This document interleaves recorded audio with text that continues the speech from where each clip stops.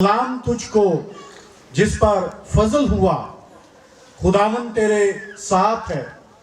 वो इस कलाम से बहुत घबरा गई और सोचने लगी कि ये कैसा सलाम है।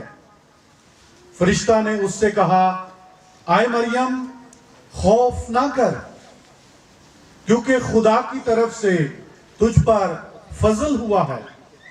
और देख, तू हामला होगी और तेरे बेटा होगा, उसका नाम यस्सु रखना। वो बुजुर्ग होगा और खुदा ताला का बेटा कहलाएगा, और खुदावंद खुदा उसके बाद दाऊद का तख्त उसे देगा, और वो याकूब के घराने पर अबद तक बादशाही करेगा, और उसकी बादशाही का आखिर ना होगा। मरियम ने फरिश्ता से कहा, ये क्यों कर होगा, जबकि मैं मर्द को नहीं जानती। और फरिश्ता ने जवाब में उससे कहा कि रूहुल कुद्दस तुझ पर नाजिल होगा, और खुदा ताला की कुदरत तुझ पर साया डालेगी, और इस सबब से वो मालूदे मुकद्दस खुदा का बेटा कहलाएगा। और देख, तेरी रिश्तेदार अलिशबा के भी बुढ़ापा में बेटा होने वाला है, और अब उसको जो बांझ कहलाती थी, छठा महीना है, क्योंकि जो कौल खुदा की तरफ से है वो हरगज बेतासीर ना होगा। मरियम ने कहा, देख, मैं खुदावन की बंदी हूं, मेरे लिए तेरे कौल के मुआफिक हो। तब फरिश्ता उसके पास से चला गया। खुदावन के कलाम के पढ़े और सुने जाने पर खुदावन की खास बरकत हो। आमीन। खुदावन का शुक्र हो। Thank you so much. आप सब ने खुदा के कलाम की तिलावत समाअत फरमाई है। मैं रिक्वेस्ट करूंगा मिस्टर कामरान माइकल साहब से कि वो आएंगे और हमारे साथ शेयरिंग करेंगे। ज़ोरदार तालियों में खुदा के खादम बेटे को वेलकम कीजिए। लाहौर से आए हैं, लाहौर से यहाँ तक वाली तालियाँ चाहिए।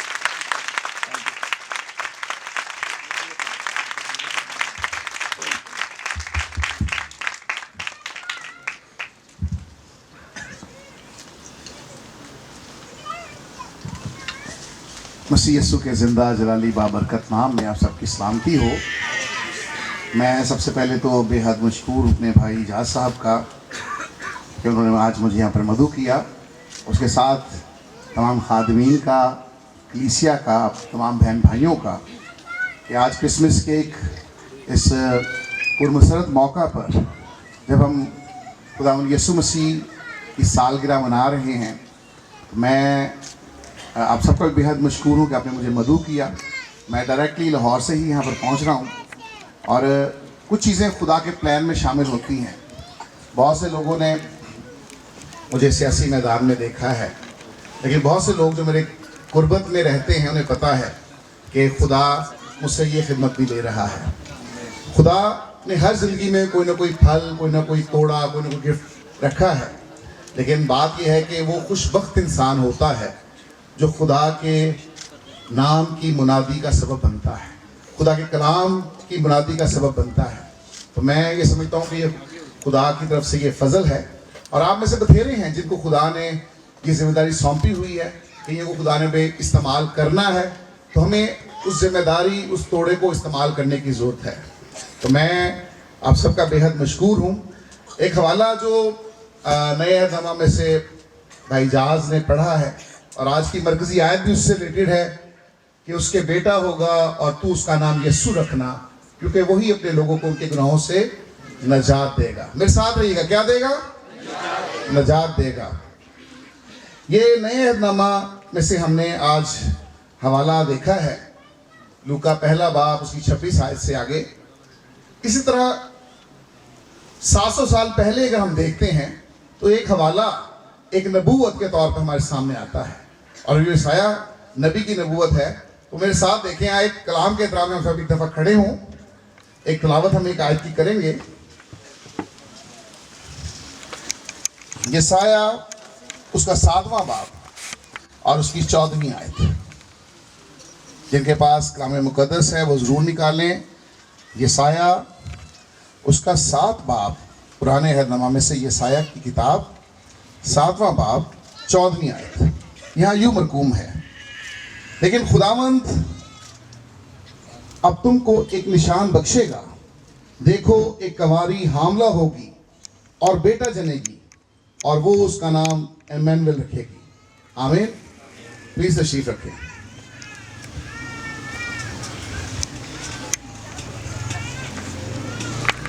देखिए, जो हवाला हमने नए अहदनामा में पढ़ा है, पुराने अहदनामा में वही हवाला हमें नजर आता है। बाइबल मुकद्दस 2 आदमजात के दरमियान घूमती है। एक आदम जिसे खुदा ने खुद तख्लीक किया, वो खलकशुदा बेटा था जिसे खुदा ने खुद तैयार किया और उसके नथनों में जिंदगी का दम फूंका।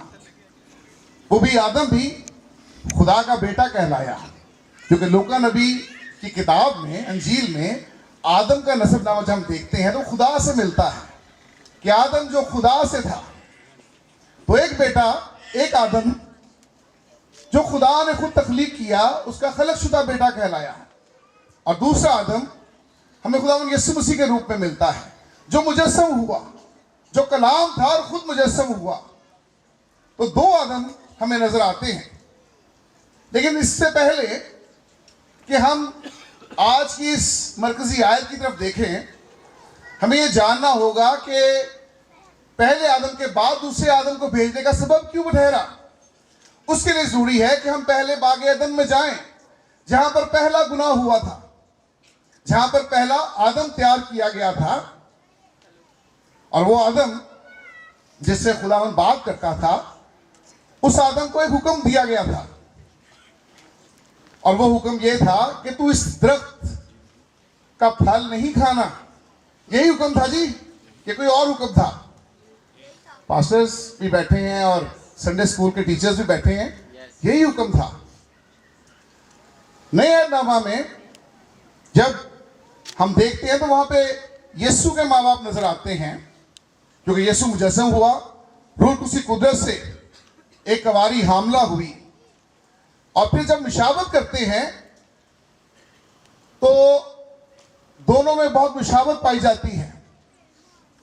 जब पैदाइश की किताब में जाते हैं और बाग एदन का हम मुआवजा करते हैं उस जोड़े के साथ जो नए अहदनामा में मरियम और यूसुफ कहलाता है, इन दोनों जोड़ों में मुशावत भी है। और वो क्या है? एक जगह पे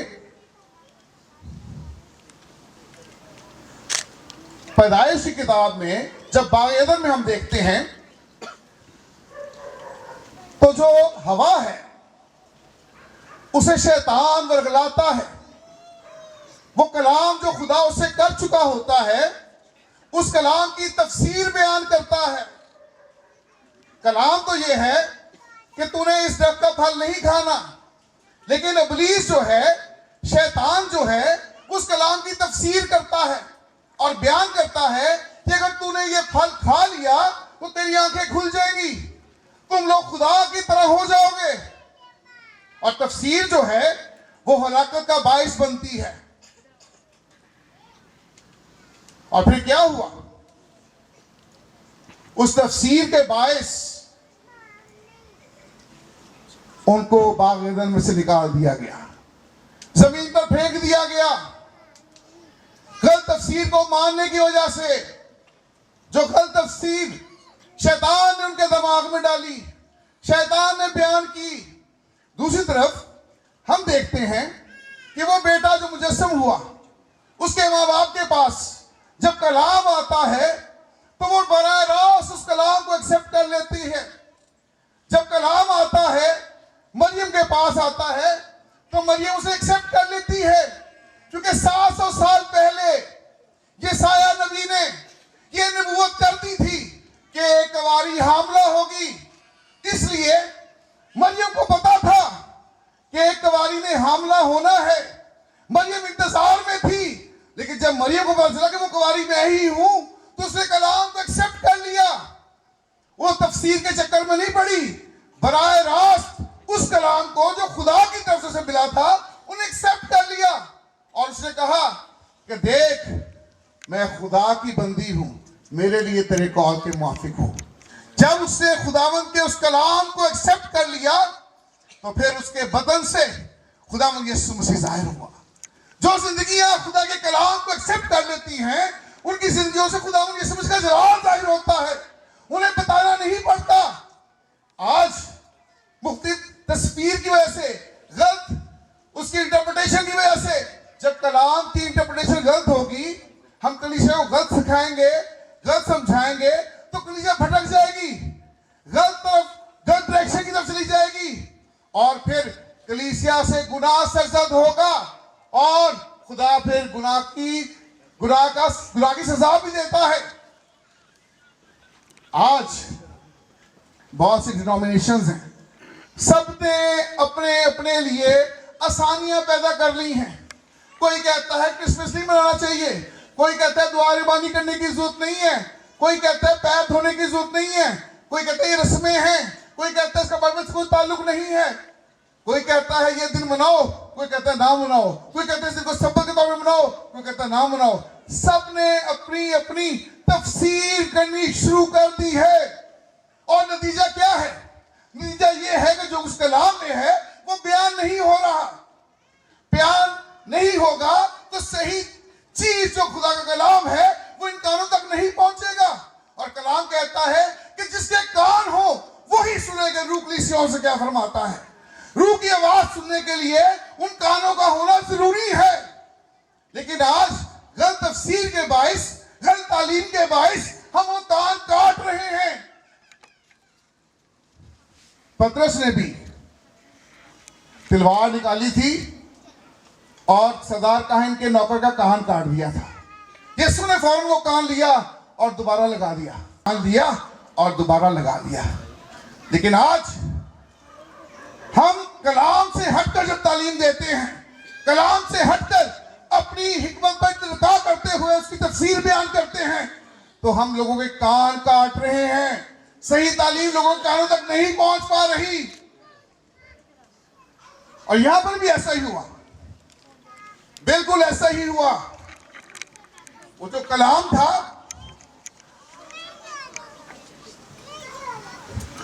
जो उनके लिए किया गया था, उसकी तफसीर अबलीस ने गलत पेश की। अबलीस ने कहा तुम तो खुदा जैसे बन जाओगे, तुम्हारी आंखें खुल जाएंगी, और वो गुनाह में गिर गए। गुनाह ये नहीं है, हम कहते हैं कि इंसान पैदाइशी तौर पर, मौरूसी तौर पर गुनाह की हालत में है। गुनाह ये नहीं है कि हम कोई बदचलनी की वजह से, हम गलत फेल की वजह से। गुनाह ये है कि जब हम खुदा के हुक्म को नहीं मानते तो हम गुनाह करते हैं। गुनाह ये है कि जब उसके कलाम पर अमल नहीं करते तो यही गुनाह है। गुनाह और कोई नहीं। जब खुदा की नाफरमानी करते हैं तो हम गुनाह करते हैं। और फिर यही हुआ। आज भी गलत तफसीर खादमीन यहां बैठे हैं, सिखाने वाले बैठे हैं। इसलिए मैं ये जरूर कहना चाहता हूं, गलत तालीम या अपनी हिकमत पर इत्तका करके अपनी मनमानी की बातें जो घड़ी हुई हैं, सुनी हुई हैं, हेयर से एविडेंस हैं, इधर उधर से पकड़ी हुई बातें जब हम कलीसिया को सुनाते हैं, कलीसिया के अंदर वो बीज बोते हैं जो कड़वे बीज हैं, जिनका कलाम से कोई ताल्लुक नहीं, तो फिर हम इन रूहों को तबाह कर रहे हैं। अभी गीत गा रहे थे भाई मजूसियों का। मजूसियों ने भी यीशु को सजदा किया और गडरियों ने भी सजदा किया। फर्क क्या था दोनों के सजदे में? कोई बता सकता है क्या फर्क था? फर्क यह था कि गडरियों के पास कोई हिकमत नहीं थी, कोई दराई नहीं थी, माड़े लोग थे, बियाबाद में बकरियां चारने वाले लोग थे। लेकिन उनके पास बराए रास्त बशारत आई थी। खुदा के फरिश्ते ने आकर बयान किया था कि तुम्हारे लिए निजात दहिंदा आ गया है और जाकर उनको सजदा करो। और वो उस शहादत को, उस बिशारत को लेकर फौरी तौर पर चले गए। कोई तफसीर नहीं थी, लेकिन मजूसी जो थे वो अपनी हिकमत पर इत्तका करते थे। माहिर फल्कियात थे, सितारे की मदद से चल रहे थे। खुदा ने गाइड नहीं किया था, खुदा ने पैगाम नहीं दिया था। माहिर फल्कियात थे, सितारे की रोशनी को देखते हुए, उसे फॉलो करते हुए वो जा रहे थे। और जब अपनी हिकमत पर इत्तका किया तो गलत डायरेक्शन की तरफ चले गए। गलत जगह पर जाकर नॉकिंग करनी शुरू कर दी। हेरोदीस के दरबार में चले गए, चन्नी में नहीं गए, हेरोदीस के दरबार में चले गए। और नतीजा क्या हुआ? लाखों बच्चे कत्ल कर दिए गए। जब आप गलत जगह पर नॉकिंग करते हैं, गलत जगह पर जाकर नॉक करते हैं, गलत दरवाजे पर दस्तक देते हैं, तो फिर नतीजा यही निकलेगा। क्योंकि उनके पास बराह रास्त खुदा की बिशारत नहीं थी, अपनी हिकमत के तहत चल रहे थे। जब आप हिकमत के साथ चलते हैं, अपनी तालीम देते हैं, अपनी तफसीर बयान करते हैं, जो कुछ आप बाइबल से साबित नहीं कर सकते वो बयान करते हैं।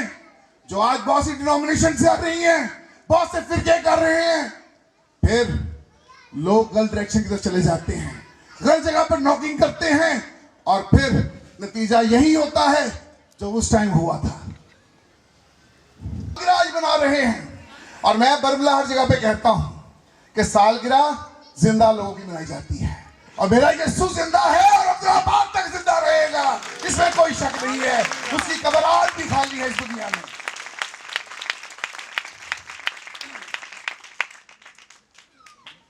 बात सब समझने की है। हम सब खुदा यीशु की सालगिरह मना रहे हैं, लेकिन क्या आप बता सकते हैं? हम कहते हैं बड़ा दिन मुबारक को भी गीत गा भी रहे थे। बड़ा दिन है क्या? क्या बड़ा दिन केक काटने का नाम है? बड़ा दिन हमारी जिंदगियों में क्या अहमियत रखता है?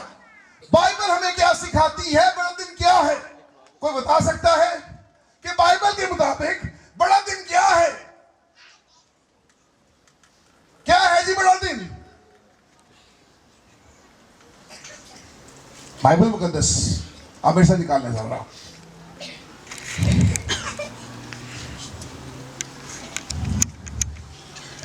योएल दूसरा बाब और उसकी 31वीं आयत।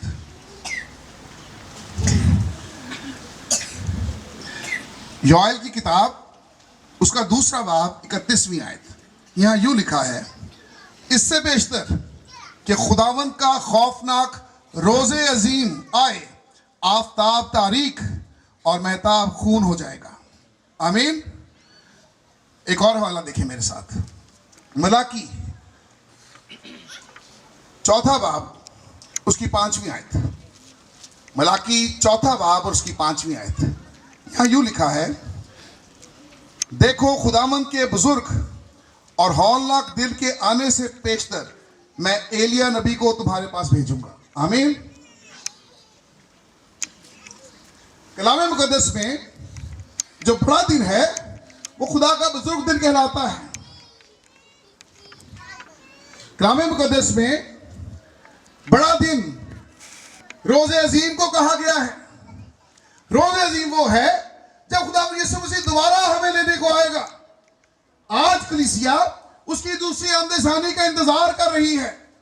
आज जो प्रीच किया जाता है, जो टीच किया जाता है, वो इसलिए किया जाता है ताकि रूहें अपने आप को खुदा के करीब लेके आए, रूहों को हम जीत सकें। खुदावंद यीशु मसीह के आने से पहले उसकी दुल्हन को तैयार किया जा सके, क्योंकि दुल्हा जो है वो बेऐब है, बेजुरी है, बेदाग है, जरूर है कि उसकी दुल्हन भी उसी जैसी हो। मैच जो है ना, मैच वो एक सा होना चाहिए। जब हम बेटे बेटी का रिश्ता करने जाते हैं तो हम उसके मुताबिक रिश्ता तलाश करते हैं। दुल्हा जो है वो भी अपनी दुल्हन को लेने के लिए आ रहा है। और ये बात ऐसे नहीं है जो हवाला भाई जहाज ने पढ़ा कि वो दाऊद के तख्त पर बादशाही करेगा और 1000 साल बादशाही करेगा। उसकी तैयारी होनी शुरू हो गई है। कलीसिया, आपको तैयार होने की जरूरत है, क्योंकि वक्त नजदीक है। वो दरवाजे पर खड़ा खटखटा रहा है, किसी वक्त भी वो अंदर आ सकता है।